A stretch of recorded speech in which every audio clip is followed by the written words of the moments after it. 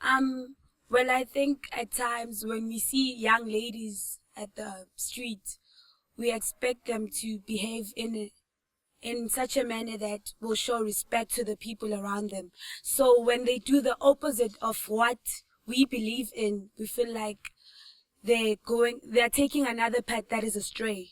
So I think as a lady, you should respect yourself, comprehend yourself in such a way that people will define you as dignified. You have dignity in your community. And that will show how strong you are and the impact that you have in your community. Thank you. Don't only be an inspiration to yourself, but be an inspiration to your environment as well. Thank you very much.